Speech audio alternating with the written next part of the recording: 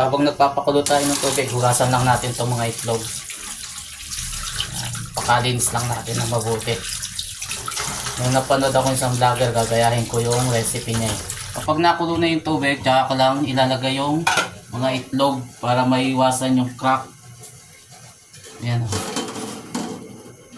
Para maiwasan yung crack, ganyan yung ginagawa ko. Pinakukuluan ko muna yung tubig. Takpan lang natin para madaling maluto. Hiwa din tayo ng kalamansi, mga 6 na piraso.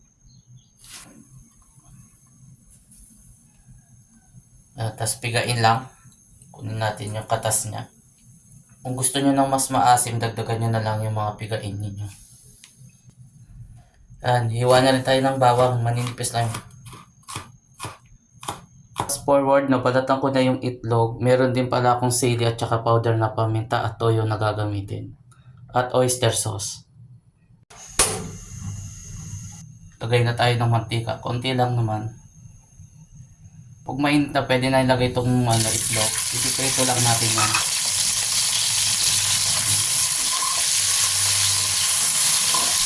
Pero kung ayaw ninyong iprito, pwede rin naman.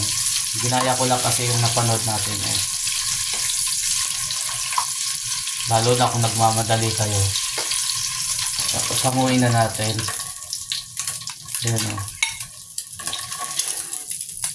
Tayo ng puting sibuyas.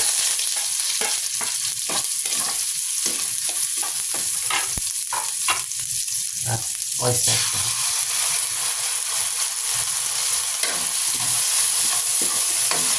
Saglit lang ha. Sasanguin ulit.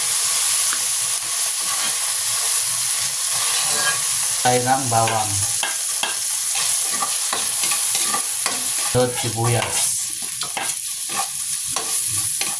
Natin ng toyo, konti lang.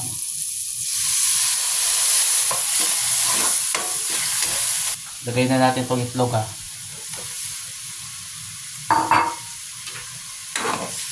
Isa lang natin ng kaunti. Lagay tayo ng tubig. Takpan lang natin para madaling kumulo. Kumulo na, tsaka lang tayo maglagay ng kalamansi. Rin natin powder na paminta. At ilagay natin yung natirang oyster sauce. Konti lang yung nailagay ko kanina eh. At saka natin pakukuluan hanggang kumunti na lang yung sauce nya. Tikman lang natin kung sakto na yung alat at saka yung asim. Lagay na natin itong sibuyas na yan, yung puti.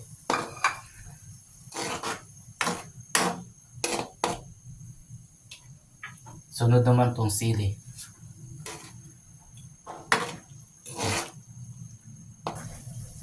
Kahit itlog yan, makakarami kayo nakakainin dyan.